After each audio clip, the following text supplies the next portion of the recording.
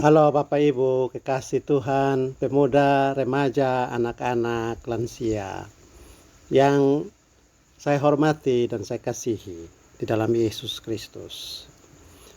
Kita telah selesai merayakan peringatan Pentakosta. Masa Pentakosta sering disebut sebagai periode tampilnya gereja di dalam dunia untuk melaksanakan amanat kerasulan, pergi kepada bangsa-bangsa, memberitakan Kristus, dan menjadi saksinya untuk membangun dunia yang baru, bertolak dari kebangkitan dan pencurahan Roh Kudus. Karena itu, periode pelayanan gereja itu, masa apostolat itu berlangsung dari peristiwa pencurahan Roh Kudus sampai kedatangan Kristus kembali. Gereja hidup dalam sebuah masa yang sering disebut long advent. Artinya masa penantian yang sangat-sangat panjang. Dan masa penantian itu adalah momen bagi gereja untuk mulai mendirikan tanda-tanda kerajaan Allah di bumi. Nah, pada kesempatan ini saya akan menyampaikan satu seri pemahaman tentang bagaimana gereja melaksanakan tugasnya di masa penantian yang panjang itu. Dan saya akan mendasarkan pemahaman dan perenungan itu pada kitab Kisah Para Rasul yang merupakan kitab tentang gereja, bersaksi tentang pembentukan, perluasan, dan pelayanan serta kesaksian gereja di dalam dunia. Semua kita sudah tahu bahwa dalam perluasan pekabaran Injil dan kesaksian akan Kristus yang bangkit itu yang dilakukan gereja tidak luput dari konflik internal. Dan sudah sejak awal terbentuknya, gereja tidak bebas dari konflik tadi. Kita dengar misalnya konflik antara Petrus dan Paulus mengenai kesetaraan orang Yahudi dan non-Yahudi dalam kehidupan bergereja. Itu tercermin bukan hanya dalam Kisah Para Rasul 15, tetapi juga dalam Galatia 2, ayat 11 dan seterusnya. Kita juga mendengar tentang konflik antara Paulus dan Barnabas mengenai keikutsertaan Yohanes Markus dalam rombongan untuk perjalanan pewartaan Injil kedua di Asia Kecil. Di abad pertengahan muncul konflik internal gereja yang melahirkan skisma, yaitu lahirlah gereja timur dan gereja barat tahun 1054. Selanjutnya konflik internal gereja barat yang melahirkan aliran Katolik Roma dan Protestan yang terjadi di tahun 1517 atau lebih tepat pada 18 April 1521 setelah pertemuan di Worms. Konflik-konflik ini masih terus berlangsung sampai masa kini. Toh harus juga kita catat tentang upaya menjembatani konflik-konflik itu yang mengakibatkan terjadinya koeksistensi antara berbagai aliran di dalam kekristenan. Nah, pokok diskusi dalam kesempatan ini saya akan memperlihatkan tentang pencegahan konflik internal umat Kristen, secara khusus yang ada di Nusa Tenggara Timur.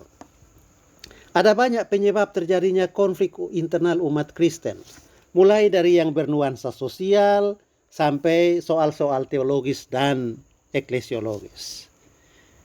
Karena tidak mungkin membentangkan semua penyebab itu dalam ruang diskusi yang terbatas, saya ingin membatasi diri hanya pada soal-soal eklesiologi, yaitu yang bersangkutan dengan pemahaman kita tentang apa dan bagaimana gereja. Banyak konflik internal umat Kristen NTT terjadi karena pemahaman tentang kehidupan gereja yang bersifat statis dan egoistis. Kita cenderung memahami realitas gereja lebih sebagai satu kenyataan antropologi, artinya gereja milik manusia. Dan karena itu kita mengabaikan kenyataan teologis, gereja milik Allah. Ini satu contoh. Contoh yang lain, pemahaman kita tentang bergereja lebih sering menekankan hanya pada satu aspek saja, misalnya organisasinya atau karunia-karunianya. Sehingga kita abai memperhatikan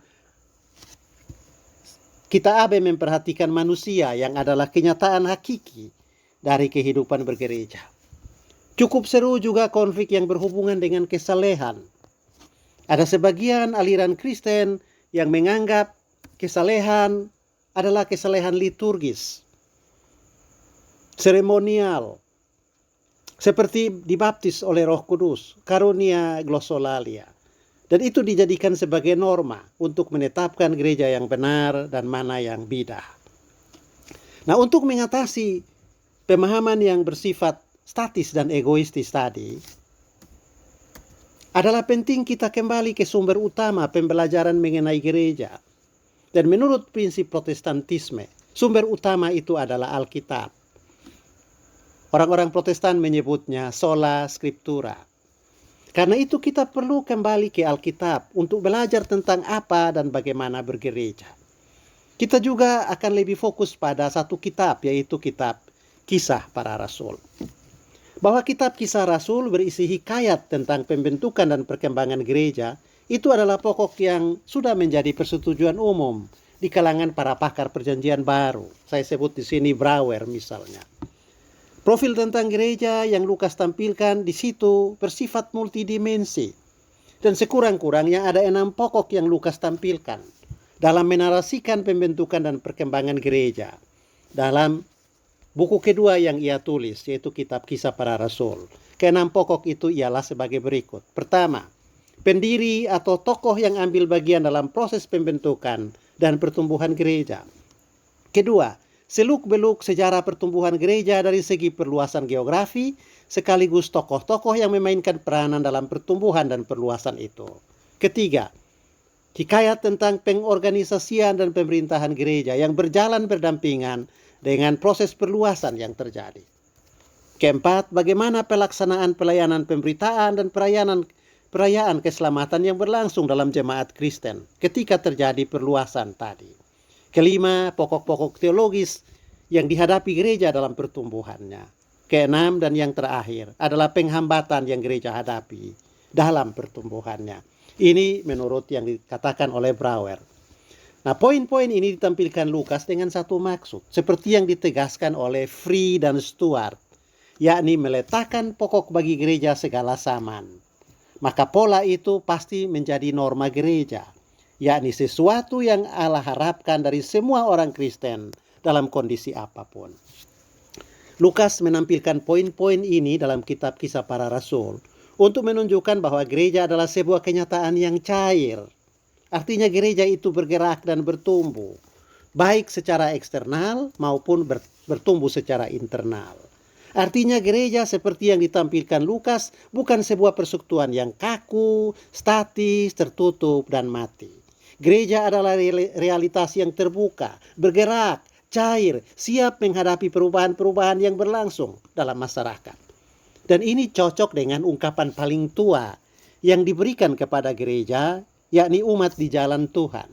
Sebelum penyebutan Kristen yang muncul di Antioquia seperti dilaporkan dalam Kisah Para Rasul 11 ayat 26. Nah, menghadapi perubahan-perubahan itu, gereja mengambil sikap adaptif, tidak resisten, atau meludahi orang lain. Tetapi adaptif artinya memilih jalan dialog dengan dunia dan perubahan yang terjadi sambil mengupayakan transformasi diri dan pemahaman. Itu kata Michael Griffiths. Gereja karena itu tampil sebagai komunitas yang moderat. Sikap ini diambil dalam semangat ketaatan pada Roh Kudus yang tak henti-hentinya ditampilkan Lukas sebagai yang berada di balik pertumbuhan dan perkembangan gereja. Kita tunggu pertemuan di seri yang kedua, membahas 6 pokok itu secara lebih rinci. Selamat bergereja.